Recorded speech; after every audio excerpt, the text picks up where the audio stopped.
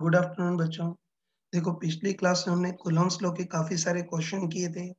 अब Coulomb's law का जो थोड़ा-सा पार्ट बचा हुआ था, उसको मैं रिकॉर्डेड वीडियो की फॉर्म में भेज रहा हूँ। तो आज ही इसको कंप्लीट कर लेना और संडे को बैठ करके एक्सरसाइज 1 के पार्ट फर्स्ट और सेकंड में कूलम्ब्स लॉ वाले क्वेश्चन सारे कर लेना। देखो पिछली क्लास में हमने मेनली इलेक्ट्रोस्टैटिक इक्विलिब्रियम पढ़ा था और उसमें सबसे लास्ट में एक क्वेश्चन किया था, जिसमें इधर भी प्लस क्यू फिक्स था, इधर भी प्लस क्यू फिक्स था और बिल्कुल मिडिल पॉइंट पर या इक्विलिब्रियम पोजीशन पर हमने माइनस क्यू नॉट का कोई नेगेटिव टेस्ट चार्ज रखा था, है ना? और इसको इक्विलिब्रियम से वाई डायरेक्शन में स्मॉल डिस्प्लेस करके छोड़ दिया था, है? तो हमको लॉजिकली पता है कि बताओ इसको इक्विलिब्रियम से वाई डायरेक्शन में थोड़ा-सा डिस्प्लेस करके छोड़ दें, तो अट्रैक्शन फोर्स के कारण नीचे आएगा, फिर ऊपर जाएगा, फिर नीचे आएगा, ऐसे ऑस्किलेट करेगा। और पिछली क्लास में तो गधों टाइप से डिटेल में देखा था, लेकिन अब हम फीलिंग से ही बोल सकते हैं कि स्मॉल डिस्प्लेसमेंट के केस में कहीं न कहीं एप्रोक्सिमेशन लग ही जाएँगे। तो स्मॉल डिस्प्लेसमेंट के केस में तो इसका मोशन सिंपल हार्मोनिक मोशन होगा। ये बात अलग है कि ज़्यादा डिस्प्लेसमेंट हो तो फिर एप्रोक्सिमेशन नहीं लग पाएँगे, इसलिए लार्ज डिस्प्लेसमेंट के केस में इसका मोशन सिंपल हार्मोनिक मोशन नहीं होगा, कठिन हार्मोनिक मोशन होगा, जिसको किताबी शब्दों में ऑस्किलेटरी बट नॉट एसएचएम बोलते हैं। तो ये चीज़ें अब बिना कैलकुलेशन के इमेजिनेशन से डायरेक्ट आनी चाहिए, ठीक है? अब देखो, हमने तो बिल्कुल डिटेल सब्जेक्टिव क्वेश्चन किया था, लेकिन कई बार इसमें कुछ बिल्कुल ऑब्जेक्टिव टाइप की चीज़ें पूछता है। वैसे इस टाइप की चीज़ें मैं कल बता चुका हूँ, लेकिन इसका एक एग्जांपल फिर भी मैं ले रहा हूँ। ठीक है, तो कल जो क्वेश्चन किया था वैसा ही है कि इधर कोई प्लस क्यू चार्ज है वो फिक्स है, इधर भी प्लस क्यू चार्ज फिक्स है और बिल्कुल मिडिल पॉइंट पर है, तो इक्विलिब्रियम पोजीशन पर हमने कोई नेगेटिव टेस्ट चार्ज रखा है, मतलब माइनस क्यू नॉट का कोई टेस्ट चार्ज रखा है। अब देखो, इस माइनस क्यू नॉट वाले टेस्ट चार्ज को Y direct in minus q naught वाले टेस्ट चार्ज को वाई डायरेक्शन में बहुत स्मॉल डिस्प्लेस करके छोड़ देते हैं। बस हमको पूछा है, मैंने हमको ऑब्जेक्टिवली पूछा है कि डिस्प्लेस पोजीशन में इस पार्टिकल पर लगने वाला रिजल्टेंट फोर्स अप्रोक्सीमेटली किसके प्रोपोर्शनल होगा।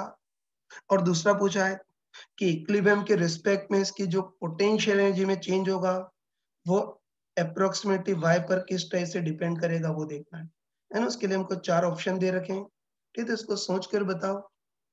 1 मिनट के लिए वीडियो पॉज़ करके आंसर बताओ। चलो बच्चों, मेरे ख्याल से तुमने आंसर सोच लिया होगा।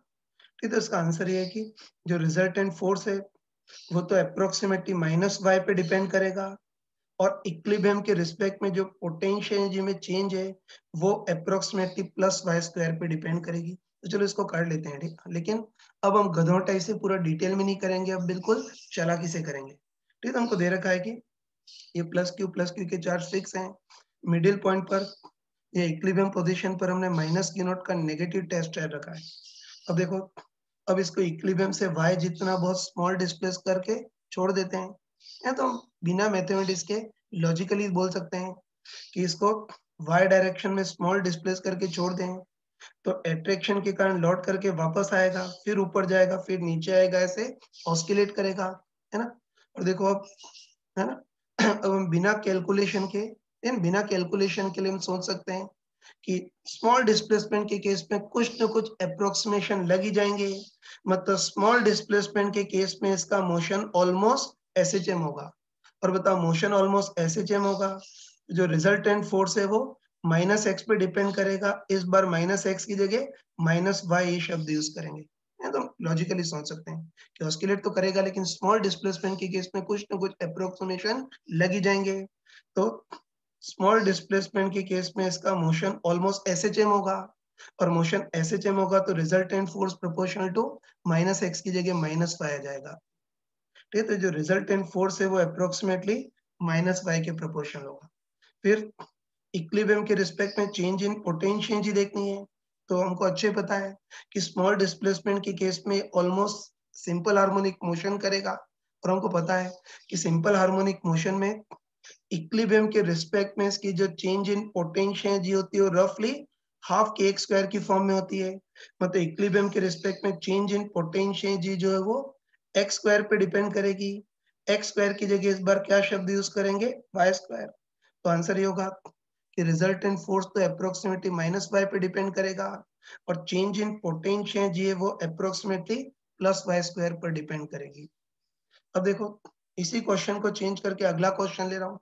इस बार भी सेम वही केस है कि प्लस क्यू के चार्जेस इनको फिक्स कर दिया है। मिडिल पॉइंट पर इस बार माइनस क्यू नॉट की जगह प्लस क्यू नॉट रखा है, मतलब इस बार मिडिल पॉइंट पर हमने पॉजिटिव टेस्ट चार्ज रख दिया है। अब देखो इस बार भी इस पॉजिटिव टेस्ट चार्ज को इक्विलिब्रियम से y जितना स्मॉल डिस्प्लेस करके छोड़ देते हैं। बस इस बार हमको पूछा है कि इस बार डिस्प्लेस पोजीशन पर रिजल्टेंट फोर्स अप्रोक्सीमेटली y पर कैसे डिपेंड करेगा और इक्विलिब्रियम के रिस्पेक्ट में चेंज इन पोटेंशियल जी ये अप्रोक्सीमेटली y पर कैसे डिपेंड करेगी वो देखना है। ठीक है, इसको भी सोच कर बताओ आंसर। हाँ बच्चों, मेरे ख्याल से तुमने सोच लिया होगा। तो इस क्वेश्चन का आंसर है कि प्लस क्यू नॉट है ना।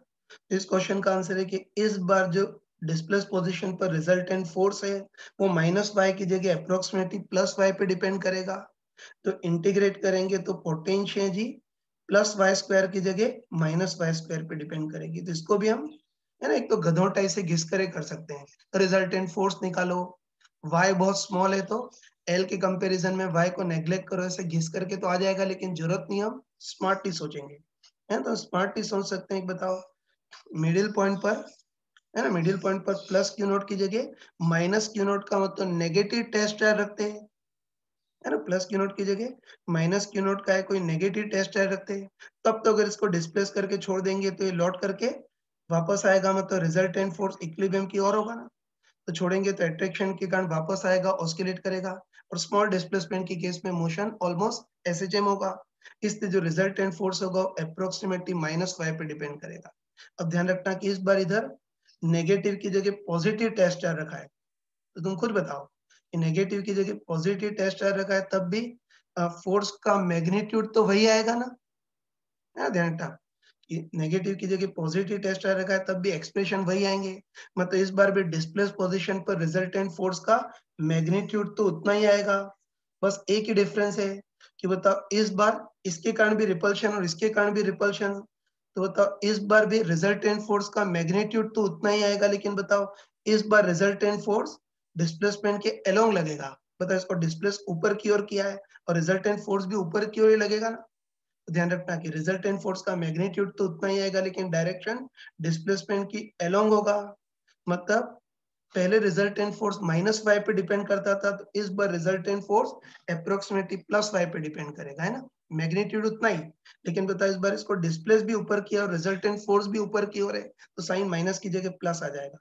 अब इक्विलिब्रियम के रिस्पेक्ट में चेंज इन पोटेंशियल जी, तो हम सोच सकते हैं कि रिजल्टेंट फोर्स का साइन उल्टा है तो पॉजिटिव सॉरी पोटेंशियल जी का भी साइन उल्टा आएगा। एसएचएम में पोटेंशियल जी प्लस वाई स्क्वायर पे डिपेंड करती है, तो इसमें माइनस वाई स्क्वायर पे डिपेंड करेगी। ठीक है, या तुम चाहो तो थोड़ा सा कंसेप्ट से भी कर सकते हो। ये तुमने 11th में पढ़ा होगा कि change in potential G minus integration F D R होती है, पीछे माइनस आता है। तो बताइए जो रिजल्टेंट फोर्स है वो प्लस है, उसको सॉल्व करेंगे तो change in potential G minus Y square पे आएगी। हाँ बच्चों देखो अभी तक तो हमने जितने भी क्वेश्चन किए उसमें इधर भी प्लस की और इधर भी प्लस की, मतलब दोनों तरफ सेम चार्जेस रखे थे, इसलिए इक्विलिब्रियम पोजीशन बिल्कुल बीच में होती थी।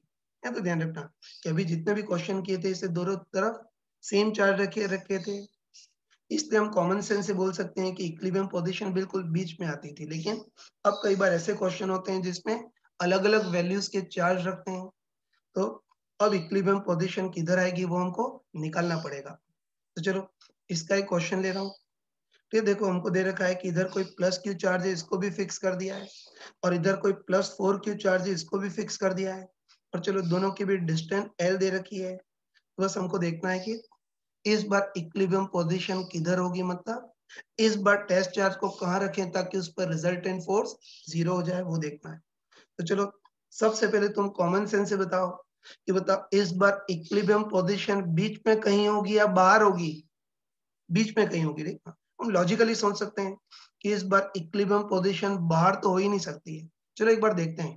ठीक है, जैसे बाहर अगर किसी टेस्ट चार्ज को रखें तो इस पर फोर्स बैलेंस होंगे या नहीं होंगे वो देख सकते हैं। ठीक है, तुम बताओ कि किसी टेस्ट चार्ज को बाहर रखें तो बताओ इस वाले चार्ज के कारण भी फोर्स रिपल्सिव मतलब दूर भगाने वाला, और इसके कारण भी फोर्स रिपल्सिव मतलब दूर भगाने वाला।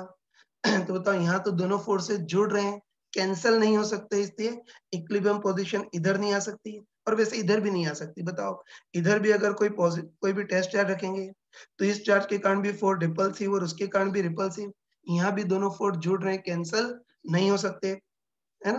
तो बस कंफर्म बोल सकते हैं कि इक्विलिब्रियम पोजीशन बाहर नहीं आएगी, इस बार इक्विलिब्रियम पोजीशन इनके बीच में कहीं आएगी, मतलब इन बिटवीन कहीं आएगी, है ना? तो ध्यान रखना कि अब ये पूरा, है ना, अब ये मूर्खों से पूरा एनालिसिस करने की जरूरत नहीं है।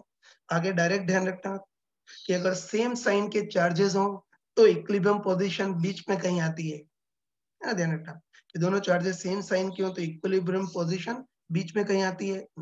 अब देखो बीच में तो कहीं आएगी, लेकिन थोड़ा-सा और एस्टिमेट करते हैं कि इक्विलिब्रियम पोजीशन क्या बिल्कुल बीच में आएगी, फर्स्ट हाफ में आएगी या सेकंड हाफ में आएगी, वो देखते हैं। तो तुम सोच के बताओ कि क्या इक्विलिब्रियम पोजीशन, है ना, बीच में कहीं आएगी, वो तो पता है, लेकिन बताओ इक्विलिब्रियम पोजीशन क्या बिल्कुल मिडिल में होगी क्या? नहीं होगी। बताओ बिल्कुल मिडिल में अगर कोई टेस्ट चार्ज रखें, तो बताओ ये चार्ज कम है तो इसके कारण रिपल्शन कम लगेगा और इसका चार्ज ज़्यादा है तो इसके कारण रिपल्शन ज़्यादा लगेगा। इसलिए इक्विलिब्रियम पोजीशन बिल्कुल बीच में तो नहीं आ सकती। अब इक्विलिब्रियम पोजीशन फर्स्ट हाफ में आएगी या सेकंड हाफ में आएगी, वो देखना है। तो चलो पहले मान लेते हैं कि अपने टेस्ट चार्ज को सेकंड हाफ में रखते हैं। ठीक है, तो तुम बताओ कि अगर इस टेस्ट चार्ज को सेकंड हाफ में रखें, तो बताओ इसके कारण भी फोर्स रिपल्सिव और उसके कारण भी रिपल्सिव, दोनों के कारण फोर्स अपोजिट डायरेक्शन में तो लगेंगे लेकिन कैंसल नहीं हो पाएंगे, है ना? तुम खुद सोच के बताओ कि टेस्ट चार्ज को अगर सेकंड हाफ में रखें, तो बताओ इस चार्ज के साथ दोनों फायदे हैं। इसके चार्ज की वैल्यू ज्यादा है, ये भी फायदा है, और ये पास है डिस्टेंस कम, ये भी फायदा है, तो इसके कारण रिपल्सिव फोर्स ज्यादा ही लगेगा। और इस बेचारे के साथ दोनों नुकसान है, एक तो चार्ज कम है वो भी नुकसान है और दूर है वो भी नुकसान है, तो इसके कारण रिपल्सिव फोर्स कम ही होगा, है ना? हम कंफर्म बोल सकते हैं कि अगर किसी टेस्ट चार्ज को सेकंड हाफ में रखें, तो बता इसका रिपल्सिव फोर्स ज्यादा ही होगा और इसका रिपल्सिव फोर्स कम ही होगा, तो यहाँ फोर्सेस कैंसल नहीं हो सकते, इसलिए इक्विलिब्रियम सेकंड हाफ में नहीं आ सकता। अब सोच के बताओ कि क्या इक्विलिब्रियम पोजीशन फर्स्ट हाफ में आ सकता है क्या? आ सकता है। सोच के बताओ कि अगर किसी टेस्ट चार्ज को अगर फर्स्ट हाफ में रखें, है ना, टेस्ट चार्ज को फर्स्ट हाफ में रखें, तो अब दोनों चार्जेस के लिए एक फायदा और एक नुकसान है ना? बताओ इसका चार्ज ज्यादा है वो तो फायदा है, लेकिन ये दूर है वो नुकसान है ना? और अगर इसकी बात करें तो इसके चार्ज की वैल्यू कम है वो तो नुकसान है, लेकिन ये इसके पास है वो फायदा है। तो ध्यान रखना है टेस्ट चार्ज को अगर फर्स्ट हाफ में रखें तो दोनों चार्जेस के साथ एक फायदा और एक नुकसान है, मतलब यहाँ दोनों के फोर्सेस कैंसल हो सकते हैं, मतलब इधर कहीं इक्विलिब्रियम पोजीशन हो सकती है ना? तो बस आगे ध्यान रखना, अभी तो मैंने पूरा डिटेल में एनालिसिस किया ना, लेकिन आगे मूर्खों टाइप से इतना एक्सप्लेन करने की जरूरत नहीं है ना। आगे डायरेक्ट ध्यान रखना कि अगर, है ना, आगे डायरेक्ट ध्यान रखना कि अगर दोनों चार्ज सेम साइन के हों तो इक्विलिब्रियम पोजीशन बीच में कहीं होगी, और एक चीज तो हम पक्का बोल सकते हैं कि इक्विलिब्रियम पोजीशन फर्स्ट हाफ में आएगी, मतलब छोटे चार्ज के ज्यादा पास होगी। तो मैंने लिख भी दिया है, तो अच्छे ध्यान रखना कि चार्जेस सेम साइन के हों तो इक्विलिब्रियम पोजीशन बीच में कहीं आएगी, लेकिन एक चीज पक्का है कि इक्विलिब्रियम पोजीशन हमेशा छोटे चार्ज के ज्यादा पास होती है ना? जैसे हम्म, जैसे देखो, ये तुम्हारे कुछ भाई बहन होंगे तो तुमको पता होगा कि मम्मी जो होती है वो सबसे छोटे बच्चे को सबसे ज्यादा प्यार करती है। ठीक है, तो ध्यान रखना कि जिस टाइप से मम्मी छोटे बच्चे की सबसे ज्यादा प्यार करती है, इसी टाइप से जो इक्विलिब्रियम पोजीशन होती है वो भी छोटे चार्ज को ज्यादा प्यार करती है, मतलब छोटे चार्ज के ज्यादा पास होती है। हाँ बच्चों, तो हमने कंक्लूजन निकाल लिया कि चार्जेस सेम साइन की होती है, इक्विलिब्रियम पोजीशन बीच में मतलब इन बिटवीन कहीं होगी, और एक चीज पक्का है कि इक्विलिब्रियम पोजीशन हमेशा छोटे चार्ज को ज्यादा प्यार करती है, मतलब छोटे चार्ज के ज्यादा पास होती है। ठीक, तो ये तो हमने सब लॉजिकल देखा, है ना? लेकिन चलो अब थोड़ा सा मैथमेटिकली देख लेते हैं कि इस बार इक्विलिब्रियम पोजीशन फर्स्ट हाफ में होगी वो तो पता है, लेकिन एग्जैक्टली कहाँ होगी वो देखना है। ठीक है, तो चलो मान लेते हैं, ये मान लेते हैं कि इक्विलिब्रियम पोजीशन इधर से x डिस्टेंस पर है, तो बताओ इक्विलिब्रियम पोजीशन इधर से x डिस्टेंस पर है, तो बताओ इस चार्ज से डिस्टेंस कितनी होगी, l माइनस एक्स। तो मान लेते हैं कि पता है कि इक्विलिब्रियम पोजीशन फर्स्ट हाफ में होते होगी, लेकिन एग्जैक्टली कहाँ होगी वो देखना है, तो मान लेते हैं कि इक्विलिब्रियम पोजीशन यहाँ से x डिस्टेंस पर है, तो यहाँ से l माइनस एक्स। तो बस इक्विलिब्रियम चेक करने के लिए हम क्या करते हैं, यहाँ कोई छोटा सा टेस्ट चार्ज रखते हैं और तुम बताओ कि अगर ये पोजीशन इक्विलिब्रियम पोजीशन है तो यहाँ इस पर लगने वाले सारे फोर्सेस आपस में कैंसिल होने चाहिए, है ना? बस, है ना? इक्विलिब्रियम के लिए यहाँ कोई प्लस क्यू नॉट का छोटा टेस्ट चार्ज रख करके देखते हैं। अब आराम से बताओ कि इस टेस्ट चार्ज पर फोर्स किसके कारण लगेगा? दोनों के कारण लगेगा। पहले इसके कारण देखते हैं। तो ये सेम साइन का चार्ज है, तो इस वाले चार्ज के कारण इस पर फोर्स रिपल्सिव मतलब दूर भगाने वाला, और कितना होगा k, q1 की जगह q, q2 की जगह q not upon x square. फिर इसके कारण देखते हैं, तो ये भी सेम साइन का चार्ज है, तो इसके कारण भी फोर्स रिपल्सिव मतलब दूर भगाने वाला, और कितना होगा k, q1 की जगह 4q, q2 की जगह q नॉट, अपन इससे डिस्टेंस कितनी है, l माइनस एक्स का स्क्वायर ही है ना? और हम क्लियरली बोल सकते हैं, बताओ अगर ये पोजीशन इक्विलिब्रियम पोजीशन है तो इस पर सारे फोर्सेस आपस में बैलेंस होने चाहिए। ठीक है, तो हम लिख सकते हैं, लिख देता हूँ, और इक्विलिब्रियम तो हम बोल सकते हैं कि इक्विलिब्रियम होने के लिए इस पर आगे पीछे वाले फोर्स आपस में बैलेंस होने चाहिए।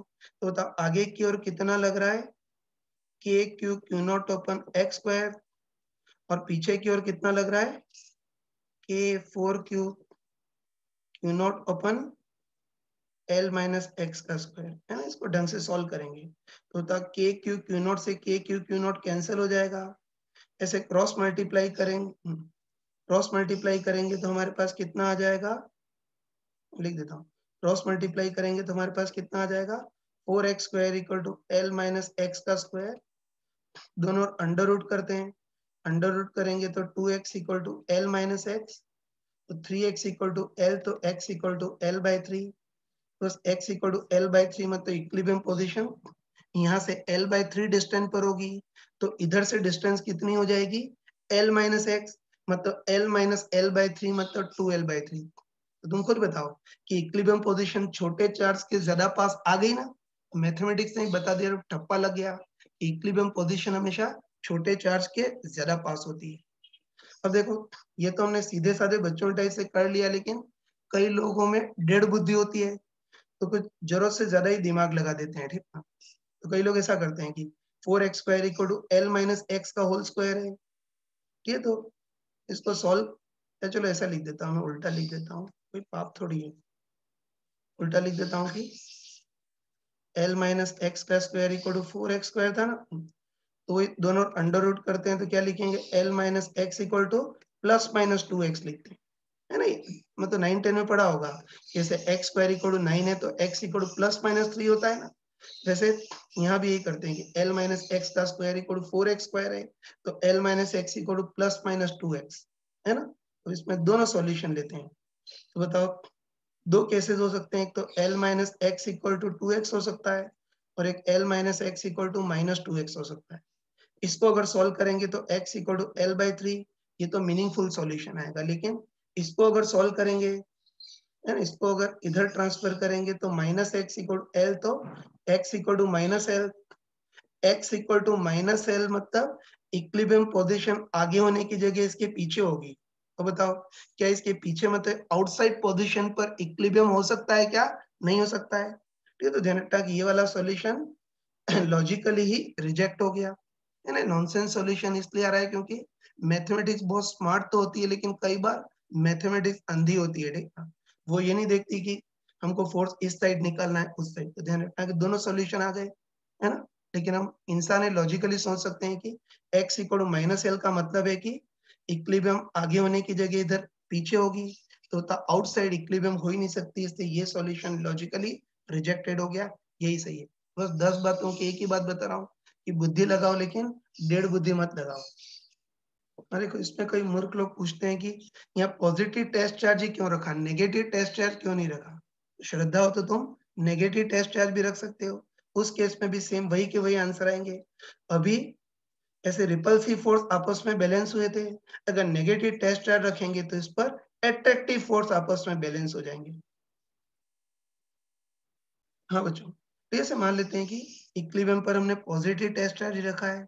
अब कई बार पूछता है कि एक्स डायरेक्शन और वाई डायरेक्शन में इक्विलिब्रियम कैसा होगा, तो बताओ, अब गधों टाइप से पूरा डिटेल में एक्सप्लेन करने की जरूरत नहीं है, है ना? हमने पिछली क्लास में ही पढ़ा था कि पिछली क्लास में पढ़ा था कि प्लस प्लस के बीच अगर प्लस रखें तो एक्स डायरेक्शन में तो इक्विलिब्रियम स्टेबल होता है और वाई डायरेक्शन में अनस्टेबल होता है।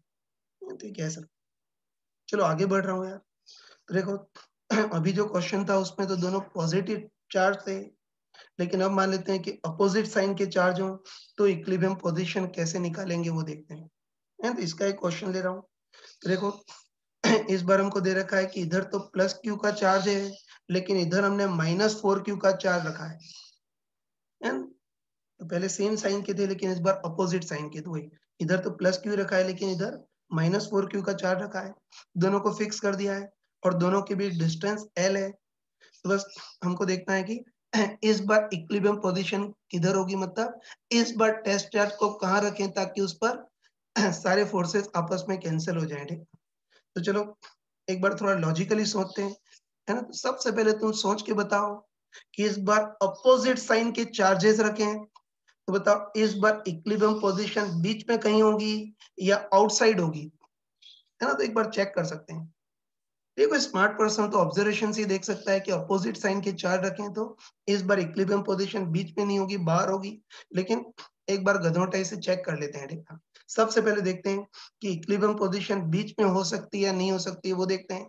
तो उसके लिए क्या करते हैं कि दोनों चार्जेस के बीच में कोई टेस्ट चार्ज रखते हैं, है ना भाई। कि पहले इन दोनों के बीच में कोई टेस्ट चार्ज रखते हैं। एकदम लॉजिकली सोच सकते हैं कि बताओ किसी टेस्ट चार्ज को अगर बीच में रखें तो इस वाले चार्ज के कारण तो रिपल्सिव फोर्स मतलब दूर भगाने वाला फोर्स लगेगा, और इस वाले चार्ज के कारण अट्रैक्शन मतलब पास बुलाने वाला फोर्स लगेगा। तो साफ साफ दिख रहा है कि यहाँ तो दोनों फोर्स जुड़ रहे हैं ना। हम साफ साफ बोल सकते हैं कि बताओ किसी टेस्ट चार्ज को, है ना, किसी टेस्ट चार्ज को बीच में कहीं रखें तो यहाँ तो दोनों चार्जेस के कारण जो फोर्स लग रहे हैं वो जुड़ रहे हैं, कैंसल नहीं हो सकते। और कैंसल नहीं हो सकते मतलब इक्विलिब्रियम पोजीशन बीच में तो नहीं आ सकती, मतलब कंफर्म है कि इक्विलिब्रियम पोजीशन बाहर ही आएगी, है ना। तुम खुद बताओ कि अगर किसी भी चार्ज को आउटसाइड रखें तो इसके कारण अट्रैक्शन फोर्स लगेगा और उसके कारण रिपल्सिव बाहर कैंसल हो सकते हैं, है ना। बस अब इसको कंपेरेटिवली याद रखना, है ना। बार बार मूर्खों टाइप से इतना एनालिसिस करने का टाइम नहीं है। बस आगे इसको थोड़ा सा रिजल्ट की फॉर्म में ध्यान रखना कि अगर दोनों चार्जेस सेम साइन के हो तो इक्विलिब्रियम पोजीशन बीच में कहीं आती है, और अगर दोनों चार्जेस अपोजिट साइन के हो तो इक्विलिब्रियम पोजीशन बाहर कहीं आती है, मतलब आउटसाइड कहीं आती है। तो हमको पता चल गया कि दोनों चार्जेस अपोजिट साइन के हैं, इसलिए इस बार इक्विलिब्रियम पोजीशन बीच में कहीं नहीं आएगी, इस बार इक्विलिब्रियम पोजीशन बाहर कहीं आएगी। तो देखो बाहर इधर भी आ सकती है और इधर भी आ सकती है। सबसे पहले बताओ, है ना, कि इक्विलिब्रियम पोजीशन बाहर तो आएगी लेकिन इक्विलिब्रियम पोजीशन क्या इधर हो सकती है क्या? चेक करते हैं एक बार। ये देखते हैं कि इक्विलिब्रियम पोजीशन इधर हो सकती है नहीं, वो देखना है। तो उसके लिए हम क्या करते हैं, इधर कोई छोटा सा टेस्ट ट्रायल रखते हैं, है ना। यहाँ कोई छोटा टेस्ट ट्रायल रखते हैं। तो तुम बताओ कि किसी टेस्ट चार्ज को इधर रखें तो बताओ इस वाले चार्ज के कारण तो फोर्स अट्रैक्शन मतलब पास बुलाने वाला, और इस वाले चार्ज के कारण फोर्स रिपल्सिव मतलब दूर भगाने वाला। लेकिन बताओ, है ना, तो बोल सकते हैं कि टेस्ट चार्ज को बाहर रखें तो इसके कारण फोर्स अट्रैक्शन मतलब लेफ्ट डायरेक्शन में और इसके कारण फोर्स राइट डायरेक्शन में। तो देखो यहाँ, है ना, टेस्ट चार्ज को इधर रखें तो दोनों चार्जेस के कारण फोर्स अपोजिट डायरेक्शन में तो होंगे लेकिन कैंसल नहीं हो सकते। तुम बताओ कि अगर टेस्ट चार्ज को यहाँ रखें तो इस वाले चार्ज के लिए दोनों फायदे हैं। बताओ, एक तो इसके चार्ज की वैल्यू ज्यादा है, ये भी फायदा है, और ये इसके काफी पास, ये भी फायदा है। तो इसके कारण जो अट्रैक्शन फोर्स लगेगा वो निश्चित ज्यादा लगेगा, और बेचारे इसके साथ दोनों नुकसान है। बताओ, इसके चार्ज की वैल्यू कम है वो भी नुकसान है, और ये टेस्ट चार्ज से काफी दूर है वो भी नुकसान है। तो इसके कारण जो रिपल्सिव फोर्स लगेगा हमेशा कम लगेगा। तो बस पक्का बोल सकते हैं कि किसी टेस्ट चार्ज को इधर रखें तो दोनों के कारण जो फोर्स है अपोजिट डायरेक्शन में तो होंगे, लेकिन इसके कारण जो अट्रैक्शन फोर्स होगा हमेशा ज्यादा होगा, और इसके कारण जो रिपल्सिव फोर्स होगा हमेशा कम होगा। तो यहाँ भी दोनों फोर्सेस कैंसल नहीं हो सकते, और फोर्सेस कैंसल नहीं हो सकते इसलिए इक्विलिब्रियम पोजीशन इधर भी नहीं आ सकती। लेकिन चलो अब देखते हैं कि इक्विलिब्रियम पोजीशन, है ना, सोच के बताओ कि इक्विलिब्रियम पोजीशन इधर कहीं आ सकती है या नहीं आ सकती है ना। चलो सोच के बताओ कि बताओ इधर अगर कोई पॉजिटिव टेस्ट चार्ज रखें, है ना, नेगेटिव भी रख सकते हो, आंसर वही आएगा। ठीक है, तो इधर अगर कोई पॉजिटिव टेस्ट चार्ज रखें तो बताओ इस वाले चार्ज के कारण फोर्स रिपल्सिव मतलब दूर भगाने वाला, और इस वाले चार्ज के कारण फोर्स अट्रैक्शन मतलब पास बुलाने वाला। और बताओ किसी टेस्ट चार्ज को इधर रखें तो अब दोनों चार्जेस के साथ एक फायदा और एक नुकसान होगा, बताओ, है ना। अगर टेस्ट चार्ज को इधर रखें तो इस चार्ज की वैल्यू कम है वो तो नुकसान है, लेकिन पास है वो फायदा है। इस चार्ज का वैल्यू ज्यादा है वो तो फायदा है, लेकिन दूर है तो वो नुकसान है। तो बस बोल सकते हैं कि किसी टेस्ट चार्ज को इधर रखें तो अब दोनों चार्जेस के साथ एक फायदा और एक नुकसान है। मतलब यहाँ रखे टेस्ट चार्ज पर फोर्सेस बैलेंस हो सकते हैं, मतलब कंफर्म है कि इस बार इक्विलिब्रियम पोजीशन इधर आएगी, है ना। तो तुम खुद बताओ कि इस बार भी इक्विलिब्रियम पोजीशन छोटे चार्ज के ज्यादा पास आ गई ना, है ना। तो बस हम ये भी कंक्लूजन निकाल सकते हैं, है ना। ये भी कंक्लूजन निकाल सकते हैं कि बताओ अगर दोनों चार्ज अपोजिट साइन की हो तो इक्विलिब्रियम पोजीशन बीच में नहीं बाहर होगी, लेकिन ये चीज तो कॉमन है दोनों में कि इक्विलिब्रियम पोजीशन इस बार भी छोटे चार्ज के ज्यादा पास होगी। तो बस ध्यान रखना कि अब मूर्खों टाइप से, है ना। अब मूर्खों टाइप से इतना एनालिसिस करने का टाइम नहीं है, कंपेरेटिवली याद रखना कि चार्जेस सेम साइन की हो तो इक्विलिब्रियम पोजीशन बीच में कहीं आती है, और चार्जेस अपोजिट साइन की हो तो इक्विलिब्रियम पोजीशन बाहर कहीं आती है। लेकिन एक चीज तो दोनों में पक्का है, मतलब कॉमन है, इक्विलिब्रियम पोजीशन हमेशा छोटे चार्ज को ज्यादा प्यार करती है, मतलब इक्विलिब्रियम पोजीशन हमेशा छोटे चार्ज के ज्यादा पास रहती है। हाँ बच्चों, ठीक है। अभी हमने लॉजिकली सोच लिया कि अपोजिट साइन के चार्जेस है तो इक्विलिब्रियम पोजीशन आउटसाइड मतलब बाहर कहीं होगी, और छोटे चार्ज के ज्यादा पास होगी, मतलब लॉजिकली सोच सकते हैं कि इक्विलिब्रियम पोजीशन इधर ही कहीं होगी। बस अब हमको एग्जैक्ट देखना है कि इक्विलिब्रियम पोजीशन एग्जैक्टली कितनी डिस्टेंस पर होगी वो देखना है। तो चलो मान लेते हैं, ठीक है, मान लेते हैं कि इक्विलिब्रियम पोजीशन इस चार्ज से x डिस्टेंस पर है, इससे x डिस्टेंस पर है, तो इस चार्ज से डिस्टेंस कितनी होगी l प्लस एक्स। तो मान लेते हैं कि इक्विलिब्रियम पोजीशन यहाँ से x डिस्टेंस पर इधर है। तो बस इक्विलिब्रियम को चेक करने के लिए हम क्या करेंगे, प्लस क्यू नॉट का कोई छोटा सा टेस्ट चार्ज लेंगे, और बताओ अगर ये इक्विलिब्रियम पोजीशन है तो यहाँ इस पर सारे फोर्सेस आपस में बैलेंस होने चाहिए, कैंसल होने चाहिए, है ना। बस चेक करने के लिए इधर प्लस क्यू नॉट का कोई छोटा सा टेस्ट चार्ज रखते हैं, तो आराम से बताओ कि बताओ इस टेस्ट चार्ज पर फोर्स किसके कारण लगेंगे, बताओ दोनों के कारण।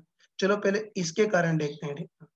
तुम बताओ कि ये वाला सेम साइन का चार्ज है, दिखा है ना, ये सेम साइन का चार्ज है तो इसके कारण फोर्स रिपल्सिव मतलब दूर भगाने वाला, और उसकी वैल्यू कितनी होगी कि Q1 Q2 upon are square, तो के Q1 की जगह Q, Q2 की जगह Q नॉट, अपन इससे डिस्टेंस x स्क्वायर ये होगी, ठीक है।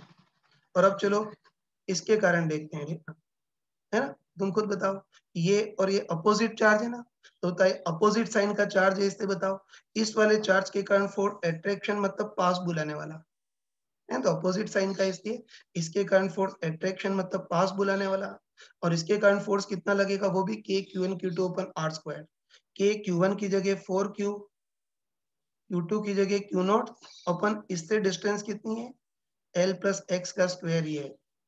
या तो बोल सकते हैं कि इस पर इस वाले चार्ज के कारण फोर्स रिपल्सिव, और इसके कारण अट्रैक्शन के Q1 Q2 upon are square ही होगी। तो बस आराम से बताओ कि बताओ इक्विलिब्रियम पोजीशन होने के लिए इस पर आगे पीछे वाले फोर्सेस बैलेंस होने चाहिए, लिख देता हूँ, और इक्विलिब्रियम, तो हम बोल सकते हैं कि इक्विलिब्रियम पोजीशन होने के लिए इस पर आगे पीछे वाले फोर्स आपस में बैलेंस होने चाहिए या कैंसिल होने चाहिए। तुम बताओ कि आगे की ओर कितना लग रहा है, के 4Q Q not upon L plus X का स्क्वायर इक्वल टू पीछे की ओर कितना लग रहा है, के Q not upon x square ये लग रहा है ना। इसको सीधे साधे इंसान के टाइप से सॉल्व करेंगे तो के Q नॉट से के Q naught cancel, cross multiply करेंगे तो कितना आएगा L प्लस एक्स का square equal to 4x square, है ना। दोनों अंडर रूट लेंगे तो कितना आ जाएगा L plus X equal 2x, इसको सॉल्व करेंगे तो x इक्वल टू L, मतलब इक्विलिब्रियम पोजीशन यहाँ से कितने डिस्टेंस पर होगी x इक्वल टू L, तो इक्विलिब्रियम की इस चार्ज से डिस्टेंस L हो तो उससे 2L होगी। ये इजीली कर सकते हैं। अब देखो कोई नॉर्मल इंसान होगा वो ऐसे ही करेगा, लेकिन अपने इंडिया में डेढ़ बुद्धि की कमी नहीं है, वो मूर्ख लोग वापस रोबोट के टाइप से इसको भी मैथमेटिकली करते हैं कि L प्लस एक्स का स्क्वायर इक्वल 4x स्क्वायर है, तो अंडर रूट करेंगे तो L plus X equal to plus minus 2x, मतलब L plus X equal to plus 2x भी हो सकता है, और L plus X equal to minus 2x भी हो सकता है। इसको सॉल्व करेंगे तो x इक्वल टू L, ये तो मीनिंगफुल सॉल्यूशन है, लेकिन इसको अगर सॉल्व करेंगे तो कितना आ जाएगा, x इक्वल टू -L/3 ये आएगा। ठीक, तुम खुद बताओ कि x नेगेटिव आ रहा है, नेगेटिव आ रहा है मतलब इक्विलिब्रियम पोजीशन है ना, x नेगेटिव आ रहा है तो मैथमेटिक्स से सेकंड सॉल्यूशन में बोल रही है कि इक्विलिब्रियम पोजीशन जो है वो है ना, इक्विलिब्रियम पोजीशन जो है वो पीछे होने की जगह L/3 आगे होगी। तो बताओ इधर इक्विलिब्रियम पोजीशन हो सकती है क्या? हो ही नहीं सकती है, बीच में हो ही नहीं सकती है इस बार। तो ये सॉल्यूशन मैथमेटिक्स ने तो अंधों के टाइप से 2 सॉल्यूशन दिए, लेकिन हम अंधे नहीं है, तो ये वाला तो मीनिंगफुल सॉल्यूशन है, लेकिन ये सॉल्यूशन लॉजिकली रिजेक्टेड है। लेकिन मेरे ख्याल से कोई नॉर्मल इंसान होगा वो ये सब नहीं करेगा, वो तो सीधे साधे बच्चे टाइप से करेगा। ये तो डेढ़ बुद्धियों के लिए ये भी मुझे बताना पड़ा, क्योंकि ये भी डाउट पूछेंगे कि ये नहीं हो सकता क्या? हाँ बच्चों, अब इसी क्वेश्चन को थोड़ा सा मॉडिफाई कर रहा हूँ। जैसे अभी तो अपोजिट साइन के तो चार्ज थे, लेकिन मैग्नीट्यूड अलग अलग था। लेकिन कई बार ऐसे क्वेश्चन होते हैं जिसमें सेम मैग्नीट्यूड और अपोजिट साइन के चार्ज होते हैं, इसको देखना। तो इस बार हमने क्या किया कि इधर कोई प्लस क्यू चार्ज है, इसको भी फिक्स कर दिया है, और एल डिस्टेंस पर इधर माइनस क्यू चार्ज है, इसको भी फिक्स कर दिया है। मतलब इधर जितना पॉजिटिव इधर उतना ही नेगेटिव है। बस अब हमको देखना है कि इस बार इक्विलिब्रियम पोजीशन किधर होगी, है ना, ये हमको देखना है। तो चलो सोच के बताओ कि इस बार इक्विलिब्रियम पोजीशन किधर होगी। मैं ऑप्शन दे रहा हूँ। ए ऑप्शन है कि इनके बीच में कहीं, बी ऑप्शन है इधर कहीं, सी ऑप्शन है इधर कहीं, डी ऑप्शन है ऊपर कहीं, और ई ऑप्शन है नीचे कहीं, और एफ ऑप्शन है कि कहीं भी नहीं। ये तो सोच के बताओ 1 मिनट में कि इक्विलिब्रियम पोजीशन किधर हो सकती है। हाँ बच्चों, शायद तुमने सोच लिया होगा। ठीक है, इसका आंसर है कि इस बार इक्विलिब्रियम पोजीशन कहीं भी नहीं होगी, होगी नहीं कहीं। ठीक है, एक बार चेक कर लेते हैं। हाँ, तो हमको दे रखा है कि इधर जितना प्लस इधर उतना ही नेगेटिव चार्ज रखा है। इस बार इक्विलिब्रियम पोजीशन किधर होगी वो देखना है।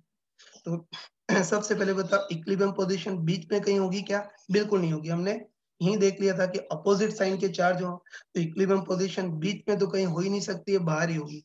चाहो तो मूर्खों टेस्ट से चेक भी कर सकते हो कि बीच में अगर कोई टेस्ट चार्ज रखेंगे तो इस वाले चार्ज के कारण फोर्स रिपल्सिव और इसके कारण फोर्स अट्रैक्शन हो तो पास बुलाने वाला। तो यहाँ तो दोनों फोर्स जुड़ रहे हैं, कैंसिल होने का तो सवाल ही नहीं है। इसलिए इक्विलिब्रियम पोजीशन बीच में तो हो ही नहीं सकती, बाहर ही हो सकती है। ठीक है, अब चलो देखते हैं कि इक्विलिब्रियम पोजीशन इधर हो सकती है क्या, नहीं हो सकती है ना। इधर जैसे कोई टेस्ट चार्ज रखें तो बताओ इस माइनस क्यू के कारण तो फोर्स अट्रैक्शन, और ये जो प्लस क्यू वाला चार्ज है उसके कारण फोर्स रिपल्सिव। लेकिन इस बार ये दोनों फोर्सेस कैंसिल हो ही नहीं सकते। तुम बताओ, ये दोनों के चार्ज की वैल्यू तो सेम है, लेकिन ये वाला चार्ज पास है, डिस्टेंस कम है, तो इसके कारण जो अट्रैक्टिव फोर्स होगा वो ज्यादा होगा।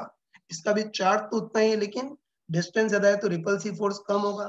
तो अगर टेस्ट चार्ज को यहाँ रखें तो ये अट्रैक्शन फोर्स ज्यादा होगा और रिपल्शन फोर्स कम होगा। यहाँ भी फोर्सेस कैंसिल नहीं हो सकते, इसलिए इक्विलिब्रियम पोजीशन इधर भी नहीं हो सकती। इधर चेक करते हैं। तो बताओ इधर अगर कोई टेस्ट चार्ज रखें तो ये जो प्लस क्यू उसके कारण तो फोर्स रिपल्सिव होगा, और ये जो माइनस क्यू इसके कारण अट्रैक्शन होगा, लेकिन यहाँ भी कैंसिल नहीं हो सकते। बताओ दोनों चार्जेस की मैग्नीट्यूड तो सेम ही है, लेकिन ये चार्ज पास है तो इसके कारण जो रिपल्सिव फोर्स होगा वो ज्यादा होगा, और ये बेचारा दूर है तो उसके कारण अट्रैक्शन फोर्स कम होगा। तो यहाँ भी ये दोनों फोर्स कैंसिल नहीं हो सकते। तो बताओ इस बार इक्विलिब्रियम पोजीशन बीच में भी कहीं नहीं हो सकती और बाहर भी कहीं नहीं हो सकती। चलो ऊपर और नीचे हो सकती है नहीं वो देखते हैं, है ना। चलो मान लेते हैं कि है ना, ऊपर इक्विलिब्रियम पोजीशन होगी या नहीं वो देखना है, तो उसके लिए ऊपर हम कोई टेस्ट चार्ज रखते हैं। तो तुम सोच के बताओ कि किसी टेस्ट चार्ज को अगर ऊपर रखें तो इस प्लस क्यू के कारण फोर्स रिपल्सिव और इस माइनस क्यू के कारण फोर्स अट्रैक्शन, मतलब पास बुलाने वाला, तो यहाँ भी कैंसिल नहीं होंगे। बताओ अलग अलग डायरेक्शन में, तो रिजल्टेंट इधर कहीं आएगा ना, तो यहाँ भी फोर्सेस कैंसिल नहीं होंगे, इधर भी इक्विलिब्रियम नहीं आएगा।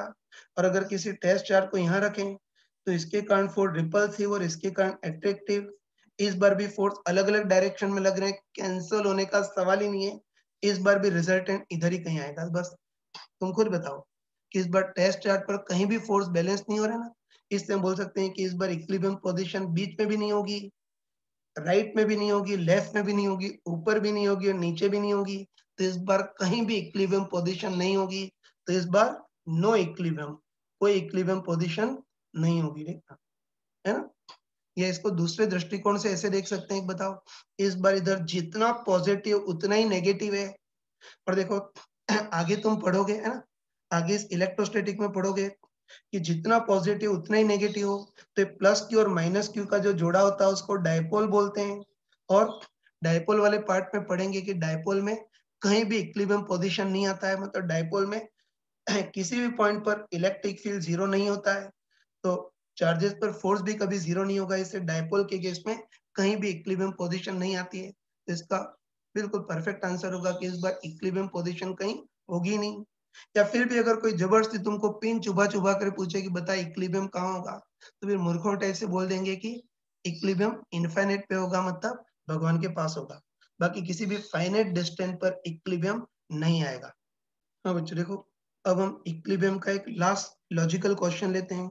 और देखो, इस क्वेश्चन में इक्विलिब्रियम के सारे कंसेप्ट कवर होंगे। ठीक है, तो ध्यान से देखना और सोच करके आंसर बताना।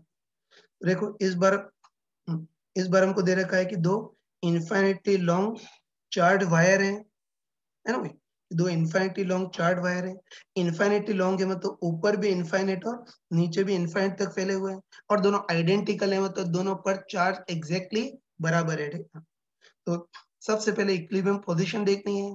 ये तो कोई अनपढ़ ही बता सकता है ना, तो कोई अनपढ़ ही बता सकता है कि दोनों पर बिल्कुल सेम चार्ज है ना, कॉमन सेंस से बोल सकते हैं कि दोनों वायर पर चार्ज बिल्कुल बराबर है, तो इक्विलिब्रियम पोजीशन बिल्कुल बीच में होगी, है ना, बोल सकते हैं दोनों पे चार्ज बिल्कुल बराबर है, इसलिए इक्विलिब्रियम पोजीशन बिल्कुल बीच में होगी।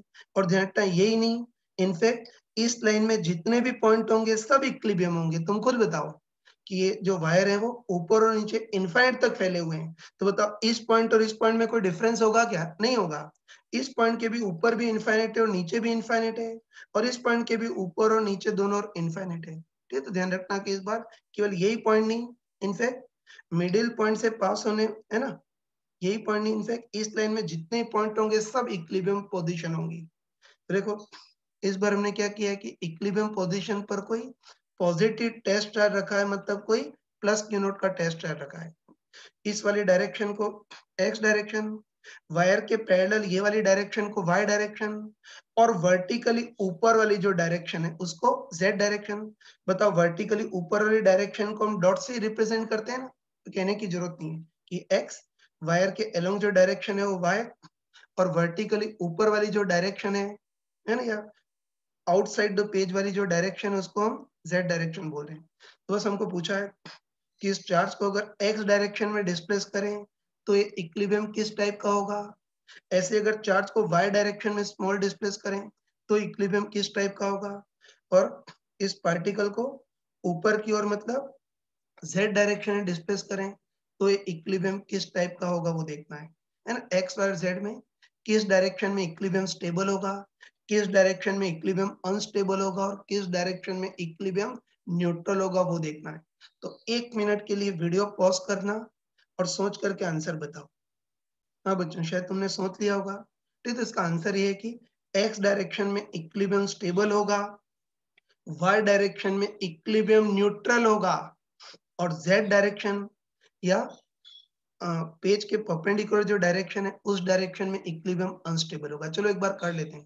ठीक है, हमको दे रखा है कि दो दो आइडेंटिकल वायर हैं, सॉरी यार, ठीक है, हमको दे रखा है दो आइडेंटिकल वायर हैं और बिल्कुल बीच में मतलब इक्विलिब्रियम पोजीशन पर हमने प्लस क्यू नॉट का कोई छोटा सा टेस्ट चार्ज रखा है। पहले एक्स डायरेक्शन में इक्विलिब्रियम किस टाइप का होगा वो देखना है। तो देखो, वैसे तो मैंने पहले ही बता चुका हूं मैं, है ना, तो वैसे तो कोई स्मार्ट पर्सन हो तो उसको डायरेक्ट याद होगा कि प्लस प्लस के बीच अगर प्लस चार्ज रखें तो एक्स डायरेक्शन में इक्विलिब्रियम स्टेबल होता है। या तुम चाहो तो थोड़ा सा लॉजिकली चेक भी कर सकते हो, है ना। एक्स डायरेक्शन में इक्विलिब्रियम कैसा होगा वो देखना है, तो उसके लिए इस टेस्ट चार्ज को थोड़ा सा एक्स डायरेक्शन में डिस्प्लेस करके छोड़ देते हैं। तो तुम बताओ, ये चार्ज को थोड़ा सा भी एक्स डायरेक्शन में डिस्प्लेस करके छोड़ दोगे तो तब इसके कारण रिपल्शन ज्यादा होगा और उसके कारण कम होगा। तो एक्स डायरेक्शन में थोड़ा सा डिस्प्लेस करके छोड़ देंगे तो तब रिपल्शन के कारण लौट करके वापस आएगा, फिर पीछे आएगा, फिर आगे जाएगा, ऐसे ऑस्किलेट करेगा। है तो बताओ, डिस्प्लेस करने पर लौट करके वापस आ रहा है, इससे एक्स डायरेक्शन में इक्विलिब्रियम कैसा होगा, स्टेबल इक्विलिब्रियम होगा, ये देख सकते हैं। और कोई बहुत ही स्मार्ट पर्सन हो तो एक और चीज बोल सकता है कि बताओ, एक्स डायरेक्शन में इक्विलिब्रियम स्टेबल है ना, तो एक्स डायरेक्शन में अगर इसको थोड़ा सा डिस्प्लेस करके छोड़ दें तो ये चार्ट पीछे आएगा, आगे जाएगा, ऐसे ऑस्किलेट करेगा। है ना? और कोई बहुत स्मार्ट पर्सन हो तो लॉजिकली इमेजिन कर सकता है कि स्मॉल डिस्प्लेसमेंट के केस में कुछ न कुछ एप्रोक्सीमेशन लग ही जाएँगे। इसलिए स्मॉल डिस्प्लेसमेंट के केस में इसका motion almost simple harmonic motion होगा। बाकी अगर डिस्प्लेसमेंट लार्ज हो, तो फिर इसका मोशन सिंपल हार्मोनिक मोशन होने की जगह कठिन हार्मोनिक मोशन होगा, जिसको तुम ऑस्किलेटिव बट नॉट एसएचएम बोलते हैं, लेकिन ये सब मतलब इमेजिनेशन से डायरेक्ट होना चाहिए।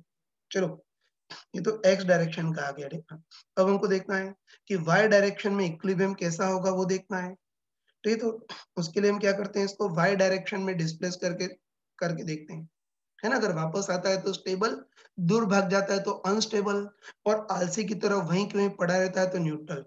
बस वाई डायरेक्शन में इक्विलिब्रियम कैसा होगा वो देखना है। तो उसके लिए टेस्ट चार्ज को थोड़ा सा वाई डायरेक्शन में डिस्प्लेस करके देखते हैं। तो तुम बताओ, हैं, तुम बताओ कि इस टेस्ट चार्ज को थोड़ा-सा वाई डायरेक्शन में डिस्प्लेस करेंगे तो टेस्ट चार्ज यहाँ पहुँच जाएगा। और बताओ, जैसे ये एक इक्विलिब्रियम पोज़ीशन है, वैसे ये भी तो एक इक्विलिब्रियम पोज़ीशन है। बताएँ, वायर इनफाइनाइट तक फैले हुए हैं। तो ये बोल सकते हैं कि अगर इस टेस्ट चार्ज को वाई डायरेक्शन में डिस्प्लेस करेंगे तो टेस्ट चार्ज यहाँ पहुँच जाएगा। तो बताओ, जैसे ये इक्विलिब्रियम पोज़ीशन थी, वैसे ये भी एक इक्विलिब्रियम पोज़ीशन है। जैसे इस पोज़ीशन पर इस पर फोर्सेस बैलेंस थे, वैसे इस पोज़ीशन पर भी इस पर फोर्सेस बैलेंस होंगे। है, तो वाई डायरेक्शन डिस्प्लेस करेंगे, चार्ज यहाँ पहुँच जाएगा। ये भी एक इक्विलिब्रियम पोज़ीशन है। जैसे यहाँ फोर्सेस बैलेंस थे, वैसे यहाँ भी फोर्सेस बैलेंस होंगे। तो बताओ, डिस्प्लेस करने पर ये टेस्ट चार्ज ना तो इक्विलिब्रियम की ओर आएगा और ना इक्विलिब्रियम से दूर भागेगा। आलसी क्रोकोडाइल के डाय से वहीं के वहीं पड़ा रहेगा। तो डिस्प्लेस करने पर पास भी नहीं आ रहा है, दूर भी नहीं जा रहा है, आलसी के टाइप से वहीं के वहीं पड़ा रहता है। तो वाई डायरेक्शन में आलसी इक्विलिब्रियम होगा, मतलब न्यूट्रल इक्विलिब्रियम होगा। चलो, अब ज़ेड डायरेक्शन में देखना है। तो ये तो, है ना, ज़ेड डायरेक्शन में इक्विलिब्रियम कैसा है वो देखना है।